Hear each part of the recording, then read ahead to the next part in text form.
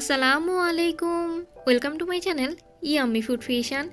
আমি আজকে আপনাদের সাথে দারুণ মজার বিফ সাসলিকের রেসিপি শেয়ার করব। এই বিফ সাসলিক তৈরি করা কিন্তু খুবই সহজ আর খেতেও আলহামদুলিল্লাহ অনেক বেশি মজার। চলুন দেখে নেওয়া যাক কীভাবে এই মজাদার সাসলিক তৈরি করতে হয়। আমি এখানে 200 গ্রাম গরুর গোস্ত নিয়েছি, আর এই গরুর গোস্ত আমি এরকম ছোট ছোট টুকরো করে কেটে নিয়েছি। এখানে কিন্তু কোনো ধরনের হাড় বা চর্বি নেওয়া যাবে না। এখন এর মধ্যে 1 চা চামচ দিয়ে দিচ্ছি আদা রসুন বাটা, 1/2 চা চামচ দিয়ে দিচ্ছি মরিচের গুঁড়া, 1/2 চা চামচ জিরার গুঁড়া, 1/2 চা চামচ ধনিয়ার গুঁড়া আর 1/4 চা চামচ দিয়ে দিচ্ছি গরম মশলার গুঁড়া, 2 চা চামচ দিয়ে দিচ্ছি সয়া সস আর সামান্য পরিমাণে একটু লবণ দিয়ে দিচ্ছি। সয়া সসে যেহেতু লবণ থাকে এই জন্য লবণের পরিমাণটা একটু কমই ব্যবহার করতে হবে। এখন এই সব কিছু খুব ভালোভাবে একসাথে মিশিয়ে 30 মিনিটের জন্য একটা সাইডে রেখে দিচ্ছি। আপনারা চাইলে 3 থেকে 4 ঘন্টার জন্য মেরিনেট করে রাখতে পারেন। এখন একটা বাটিতে 1 চা চামচ নিয়ে নিচ্ছি চিনি, এর সাথে 2 টেবিল চামচ নিয়ে নিচ্ছি টমেটো সস আর 2 টেবিল চামচ দিয়ে দিচ্ছি রান্না করার সয়াবিন তেল। এখন এই সব কিছু খুব ভালোভাবে একসাথে মিশিয়ে নিচ্ছি। এখন সসের এই মিশ্রণটাকে একটা সাইডে রেখে দিচ্ছি। যে কাঠির মধ্যে সাসলিকগুলো তৈরি করব সেই কাঠিগুলো 30 মিনিটের জন্য পানিতে ভিজিয়ে রাখছি। পানিতে ভিজিয়ে না রাখলে ভাজার সময় এই কাঠিগুলো কিন্তু পুড়ে যেতে পারে।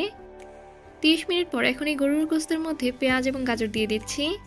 আপনারা নিজের পছন্দ মতো যে কোনো সবজি এখানে ব্যবহার করতে পারেন। এখন এই সব কিছু খুব ভালোভাবে একটু মিশিয়ে নিচ্ছি। মিশিয়ে নেওয়া হয়ে গেছে। এখন সাসলিকের কাঠির মধ্যে সাজিয়ে নেব। প্রথমেই দিয়ে দিচ্ছি গাজর। গাজর দিয়ে দেওয়া হয়ে গেলে এখন এর মধ্যে 3 টুকরো গোস্ত দিয়ে দিচ্ছি। আপনারা নিজের পছন্দ মতো যেভাবে ভালো লাগে সেভাবে সাজিয়ে নিতে পারেন। এখন এর মধ্যে দিয়ে দিচ্ছি পেঁয়াজ। পেঁয়াজ দেওয়ার পর আমি আবারও 3 পিস গোস্ত দিয়ে দিচ্ছি।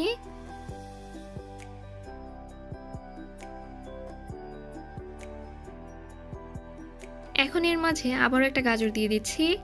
আর আপনারা দেখতেই পারছেন আমি গাজর পেঁয়াজ এগুলো কিন্তু একটু বড় বড় টুকরো করে কেটে নিয়েছি, আর গোস্ত একটু তুলনামূলক ছোট করে কেটে নিয়েছি। এর কারণ হচ্ছে গরুর গোস্ত সিদ্ধ হতে কিন্তু অনেকটা বেশি সময় লাগে, আর গরুর গোস্ত সিদ্ধ হতে হতে ততক্ষণে কিন্তু পেঁয়াজ এবং গাজর পুড়ে যেতে পারে। এজন্যই আমি গাজর এবং পেঁয়াজ একটু বড় বড় টুকরো করে কেটে নিয়েছি। আর সাসলিকের সব শেষেও কিন্তু একটা গাজর দিয়ে দিতে হবে। একই রকম ভাবে আমি 6টা সাসলিক তৈরি করে নিয়েছি। 200 গ্রাম গরুর গোস্তে আপনারা 6টা সাসলিক তৈরি করতে পারবেন। সাসলিক ভাজার জন্য এখন একটা পাত্রে প্রায় 1/4 কাপের মতো রান্না করা সয়াবিন তেল নিয়ে নিচ্ছি। আপনারা চাইলে সরিষার তেলেও এই সাসলিক ভাজতে পারেন, সেক্ষেত্রে এই সাসলিক খেতে আরও বেশি ভালো লাগবে।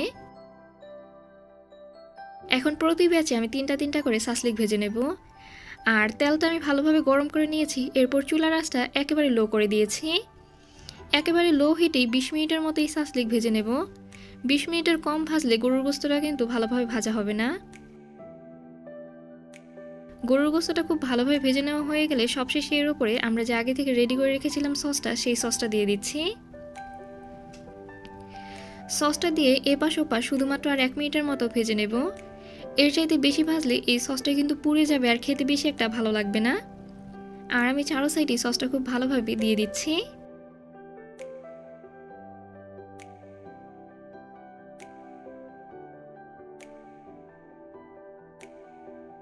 সস দেওয়ার 1 থেকে 1.5 মিনিট পর আমি চুলা থেকে নামিয়ে নিচ্ছি। আমাদের সাসলিক কিন্তু এখন পুরোপুরি রেডি। আপনারা চাইলে পোলাও, বিরিয়ানি বা যে কোনো কিছুর সাথে সার্ভ করতে পারেন। আমি নল্লি বিরিয়ানি এবং রায়তার সাথে এই সাসলিক সার্ভ করে নিয়েছি। দেখলেন তো সাসলিক তৈরি করা কতটা সহজ। আর এই সাসলিক খেতে কিন্তু আলহামদুলিল্লাহ অনেক বেশি মজার। আমার আজকের এই সহজ বিফ সাসলিকের রেসিপি আপনাদের কাছে কেমন লেগেছে অবশ্যই আমাকে কমেন্ট করে জানান। আর ভালো লেগে থাকলে প্লিজ আমার চ্যানেলটা সাবস্ক্রাইব করবেন। আর যারা সাবস্ক্রাইব করেছেন তাদেরকে অসংখ্য ধন্যবাদ। সবাই অনেক বেশি ভালো থাকবেন, সবাই সবার জন্য দোয়া করবেন। আল্লাহ হাফিজ।